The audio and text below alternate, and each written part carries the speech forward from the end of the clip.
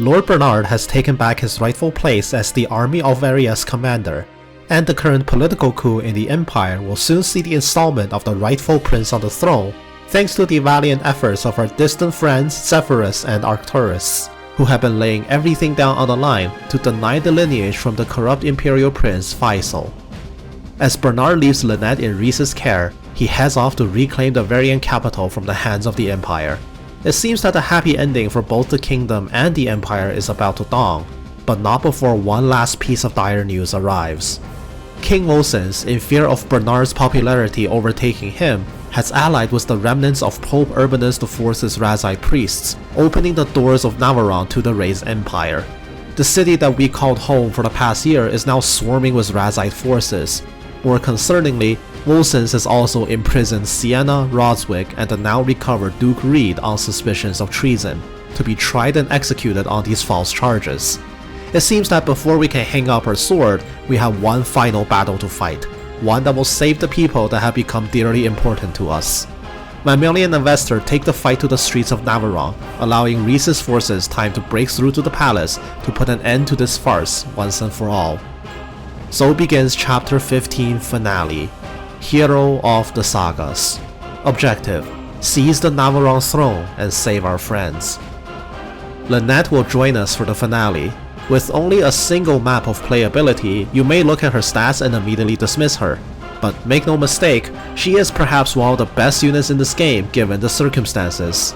Coming in with 2 PRF weapons, the extremely overpowered Pallas Serenia Sunder Orb and the Serenia Bow, the only bow in the game that naturally attacks at 3 range, and a quiver full of killer arrows. This map in particular has many annoying priests that are exactly 3 tiles away from you with a wall between us, meaning Lynette is one of the very few people that can even attack them from very convenient locations. Not to mention her list of skills, she is the only character that has access to some uniquely powerful abilities like Magic Bane and Protector, which will come in very handy for this map. And of course the elephant in the room, our bond. A skill that is exactly as absurd as it sounds. If she is next to Rhys, Rhys has a 100% critical hit rate. Note that Lynette is a failure condition on this map if she dies, so keep her safe, but don't be shy about using her. She is specifically designed to help you beat this final map. This map is split into 2 phases. Phase 1 will see us fighting our way into the throne room. The palace features long, narrow corridors leading to various rooms. Some of these doors cannot be opened by brute force or lockpicks, but require a specific key to access. One such door is our ultimate objective. The way to the throne room is locked, and the key is being held by the Dark Master Chaos. This functionally makes Chaos the first boss that we must conquer. At last, it's time to finally face this man and put him down once and for all. To help you with this, if you have completed the right side quests over the course of the game, Minas and Theodore will be on this map. To unlock their appearance, you must complete the side quest to capture Minas and defeat Theodore in Chapter 6, complete the costume retrieval side quest for the traveling troupe in Chapter 7, and view the city event Unforgettable in Chapter 11. Additionally, you need to have a permanently recruited Fae in your party. If all of these criteria are met, Theodore and Minas will show up.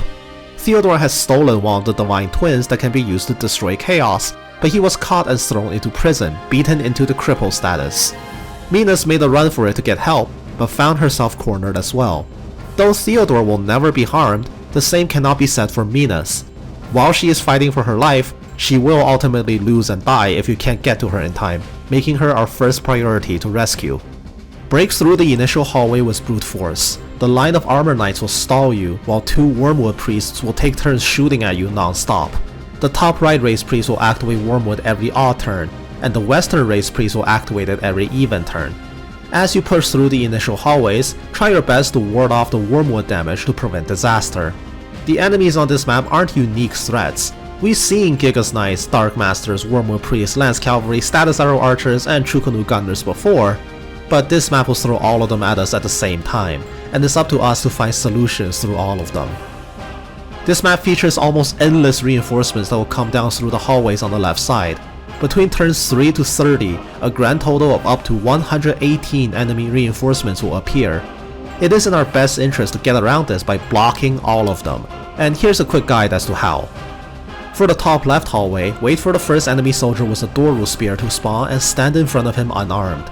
There will be a raised priest that will be constantly hitting you from the throne room in the darkness, and the only person that can counterattack this priest at 3 range is Lynette. Swap Lynette here and rely on her magic bane to dodge against the priest and retaliate with Serenia Bow killer arrows, fishing for a critical hit that will kill the priest. After that, break or steal the Doru off the soldier and plug a unit here, replace Lynette with anyone else to stop both the reinforcement flow and the line of cavalry from moving forever.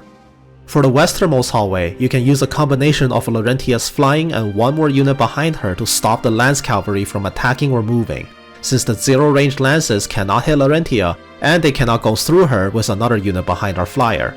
Laurentia doesn't have to stay here either. Broadhead or poleaxe down the horses of the cavalry, neutralizing them forever. Put a unit here to have a staring contest, and this hallway will never spawn another Trukonu crossbowman. For the bottom left room, it is much less elegant. Simply kill your way through and park 2 units on the spawn points of the infantry and race priest. By devoting no more than 4 units to these locations, you will not have to worry about reinforcements forever. Once the flow is stemmed, look to deal with chaos. Once Reese speaks to Minas, she will direct us to Theodore locked up in the western room. Open the door and kill the 3 armor knights guarding Theodore's cell, and have Reese investigate the door. Theodore and Minas will be rescued and leave the Vritra behind for us to use. Only Faye can use the Vritra, and its passive will negate the massive damage reduction aura that the Vajra has been giving Chaos this entire time. Open the door to Chaos's room and activate his AI, and let Faye have the duel against Chaos that she's always wanted. Do be warned, Chaos is no slouch. Even with all this setup, it is entirely likely that your Faye will not actually beat him one-on-one. Some brute force may be required to take him down. Chaos is quite the powerful enemy, and even more annoyingly, a raised priest in the darkness of the throne room will be casting sleep on you the entire time.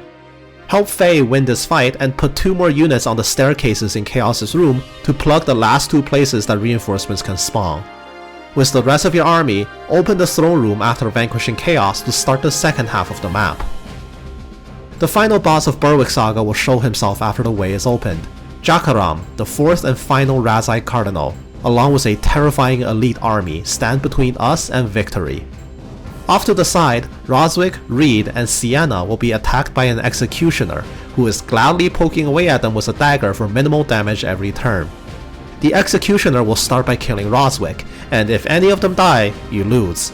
You may be tempted to snipe him to stop Roswick from dying, only to find out that this executioner has arrow bane, making him incredibly annoying to kill. Note that the dagger does carry a 3% critical rate, and in some rare but disturbingly likely circumstances, will instantly kill Roswick from a very high health and causing the map to fail. You can use physic orbs to heal Roswick if you want, but we should turn most of our attention to beating the game instead.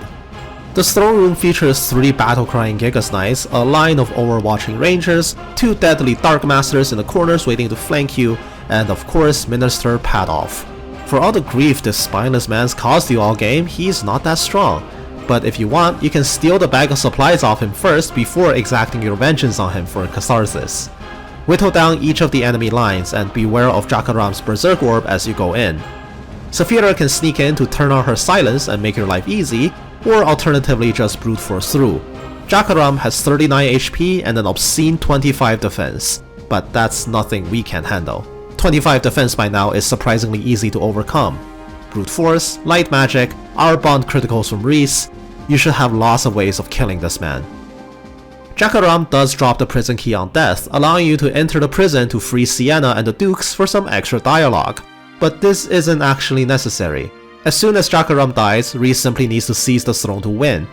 Nothing is stopping you from doing this victory lap anyway though. Savor this moment, take some time and make yourself a nice photo finish. You have beaten Berwick Saga. Enjoy the extremely long epilogue where we will say our goodbyes and see our happy endings. We have fought a long and difficult battle to make it here. It's been an honor to make this video series on Berwick Saga, and if these videos even help one person through this game, it will have been a worthy effort. Thank you for sticking with me through the series. Until next time.